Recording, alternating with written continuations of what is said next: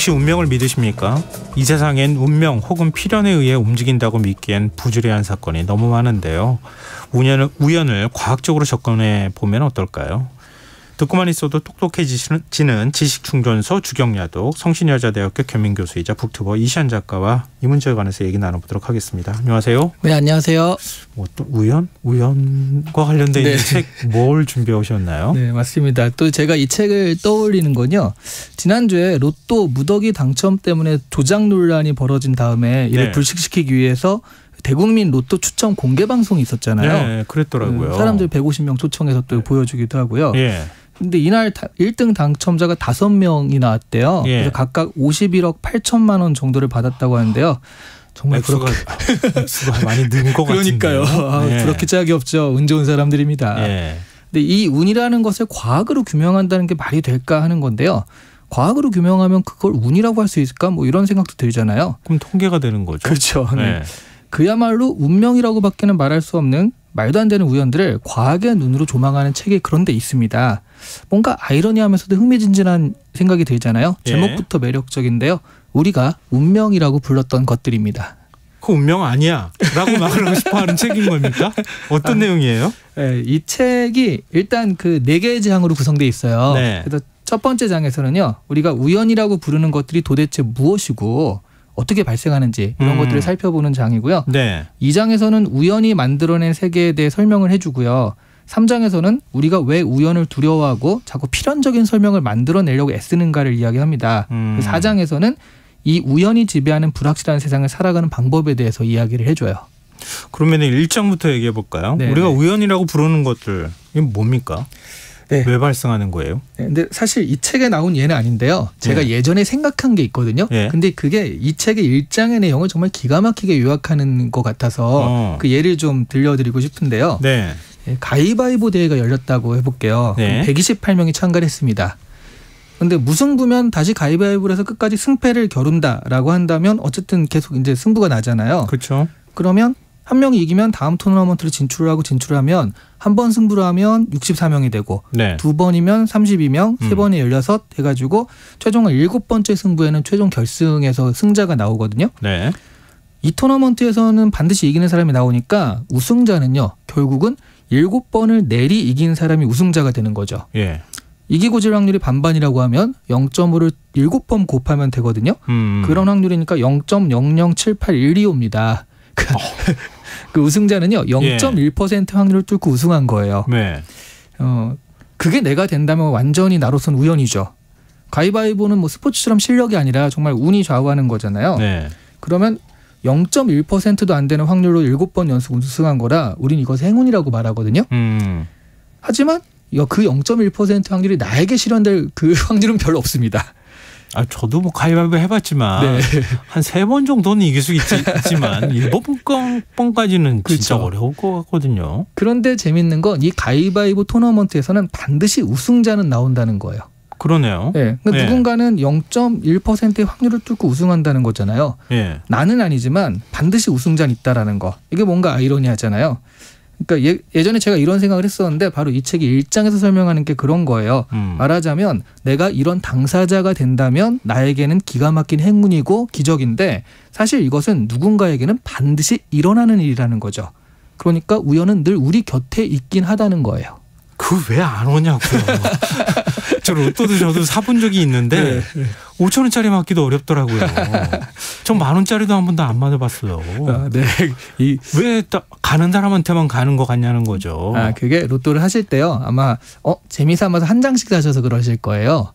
이건 결국 빈도거든요. 많이 사면 많이 됩니다. 확률도 높아지고요. 근데 안 되면 어떡해요. 그럼 이제 망하는 거죠. 돈을 많이 투자했는데.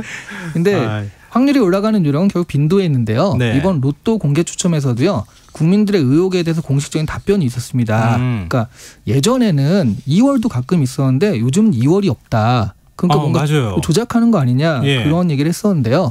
그래서 통계를 공개한 게 뭐냐면 초기에는 1회에서 10회차 같은 경우에는 판매 복권이 약 200만 건이었다고 해요. 네. 근데 최근에는 약 1억 건이라고 합니다. 많아졌어요. 그러니까요. 로또가 814만 분의 1의 당첨 확률을 가지고 있는데 1억 건이면요. 통계적으로 보면 1등이 10명 이상이 나올 수밖에 없는 구조라는 거죠. 그리고 또 로또 명당이 따로 있는 거 아니냐 뭐 이런 질문도 있었는데요. 그럼 로또 명당 저도 이렇게 봤는데요. 네네. 사람들이 엄청나게 줄 서가지고 로또 사려고 기다리더라고요. 네, 제가 오늘 이 얘기를 한다니까 우리 시사회 작가님이 네. 바로 그 로또 명당 그 근처에 사신대요. 그래요? 그래가지고 토요일 되면 경찰 와가지고 막 이렇게 그 교통질서 잡고 뭐 그런다고 하더라고요. 교통 정체가 발생해요. 네. 저 강릉에 있는데 로또 명당이라고 하면 누가 보여주더라고요. 가서 사진을 못했는데 감히 강릉 시내 정체가 막 발생하더라고요. 은근히 로또에 관심이 많으셨군요. 네.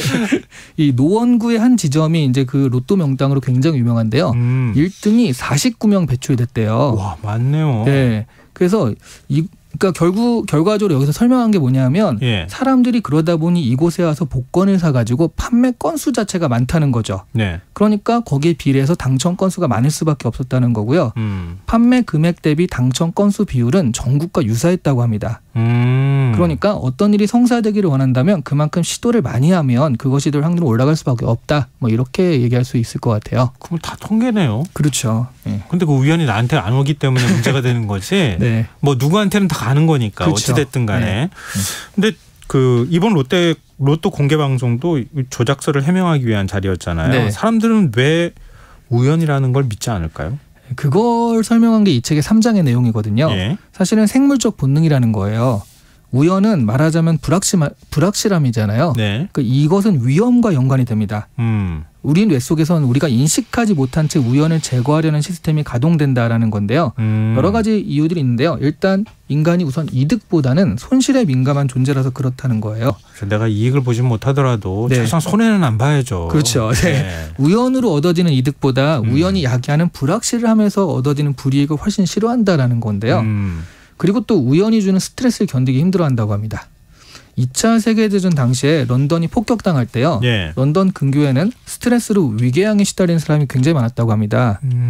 하지만 이 근교가 그렇고요. 정작 그 폭격이 계속되는 도심에서는 그런 사람들이 별로 없었대요. 왜요? 그러니까 아예 매일 밤 폭격이 있다라고 생각을 하고 그냥 늘 방공으로 피했기 때문이라는 건데요. 그러니까 위험하지만 차라리 그냥 예측이 가능하다라고 한다면 스트레스를 덜 받는 거예요. 근데 가끔 폭격이 있기 때문에 예측이 불가능한 교회의 사람들은 훨씬 더 마음을 졸인 겁니다. 이게 언제 폭격이 올지 모르니까요. 오히려 스트레스를 더 많이 받았다는 그렇죠. 거네요. 네. 그래서 인간은 예측을 하고 싶어 한다라는 건데요. 우연을 인정하는 순간 우리는 세상이 예측 가능하지 않다는 것을 인정하게 되는 거잖아요. 그 가능한 우연에 설명을 붙이고 규칙을 찾아내고 싶어하는 이유가 이거예요. 그리고 또 인간은 위험한 상황을 스스로 좌지우지할 수 있다고 생각하면 그나마 스트레스 덜 받는다고도 합니다. 자동차 사고보다는요. 확률적으로는 항공기 사고가 훨씬 희박하거든요. 그런데 항공기 사고를 훨씬 위험하게 느끼잖아요. 그렇죠. 그 이유가 떨어지면은 겁나잖아요. 근데 그 확률로 보자면 오히려 자동차를 가지고 이렇게 하는 게 더 확률이 높다는 건데 왜냐하면 차는 내가 직접 조종하지만 항공기는 누군지 모를 파일럿에게 자신을 맡겨야 하기 때문이라는 거예요. 그래서 우연이 없고 필연적인 세상에서는 예측이 가능하고 예측이 가능하다면 자신이 상황을 컨트롤할 수가 있게 되는 거잖아요. 그렇기 때문에 인간은 자꾸 우연을 부정한다라는 거예요. 그럼 우연이 존재하는 세상에서 사람들은 스트레스를 받으면서 살 수밖에 없다. 그렇죠. 이 책의 마지막 장이요. 바로 우연으로부터 인간이 자신을 지키는 법에 대한 이야기를 하는 건데요. 세계는 우연으로 둘러싸이고 우연하게 작동하는데 인간은 우연을 인정하지 않으려고 하거든요. 여기서 모순이 생기고 스트레스가 생긴다는 겁니다. 이 불일치는 인간의 행복을 저해하거든요. 그러니까요. 아무리 사도 절대 로또에 당첨되지 않는 이유 아니면 내가 원하는 스포츠팀은 자꾸 지는 이유 또 열심히 일하다가도 잠깐 쉴 때만 자꾸 상사의 눈에 띄는 이유 등이 아무리 해도 설명이 안 되는 거예요. 왜 하필이면 나한테만 이런 일이 일어나지? 이렇게 생각을 하잖아요. 나에 대해서 나니까. 그렇죠. 그래서 결국 여기에 설명을 자꾸 찾으려니까 또 나쁜 일에 대한 설명을 찾으니까 결국 내가 덕을 안 쌓아서 내가 불행의 아이콘이어서 상사가 나를 미워해서 같은 스스로에 대한 부정적 인식을 쌓게 된다라는 거예요. 아침에 미역국 먹어가지고. 그렇죠. 뭐 그런 식으로. 핵심은 여기서 우연을 인정해야 한다는 겁니다. 부정적인 일에 대해서 이유를 찾으니까 자신이 컨트롤할 수 있는 일이라면 결국 자신의 탓이 되는 거잖아요. 그게 합리적인 이유라면 개선하면 되죠. 근데 정말 우연에 의한 것이라면 합리적인 이유를 찾을 수가 없는 거잖아요. 그렇죠. 그러니까 이런 거 있잖아요. 내가 야구 경기를 보면 꼭 우리 팀이 지더라. 이런 이상한 이유를 찾게 돼요. 우리 축구 대표팀 경기 봐도 그래요. 네, 그냥 그런데 이제 그냥 그 팀이 오늘 못한 거죠. 네. 이렇게 말하면 조금 독설 같지만 실제 야구의 신이 있어가지고요. 네. 승패를 점지해 주더라도 그냥 여러 팬 중에 하나에 불과한 그분 하나가 TV를 보고 안 보고에 따라서 승패를 결정하지 않아요. 그런 사람들이 얼마나 많은데요. 네. 그러니까 내가 TV를 안 보면 우리 팀이 이기지 않을까는 그런 컨트롤에 대한 욕망이 이런 불합리한 이유를 자꾸 찾게 만드는 건데요. 그냥 시원하게 우연을 인정하고 어떤 부분은 그 우연에 맡겨놓으면 그나마 살면서 이런 스트레스는 좀 덜 받는다는 거죠. 그러니까 우리 그런 얘기 많이 하잖아요. 꼭 내가 주식 사면은 꼭 그 종목만 떨어지더라. 맞아요. 네.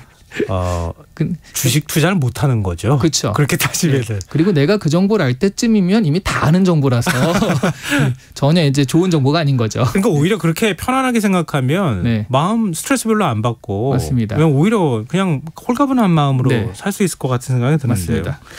자, 그럼 마지막으로 우리가 지금 이 책을 읽어야 하는 이유 뭡니까? 네. 머피협의 표로 유명한 비행기 엔지니어 에드워드 머피가요. 네. 2차 세계대전 후 실험 중 결정적인 순간에 측정기가 고장나자 잘못될 가능성이 있는 일은 꼭 잘못된다라고 말했다고 합니다. 흔히 얘기하는 이제 머피의 법칙인데요. 네. 근데 정확한 워딩은 이거예요.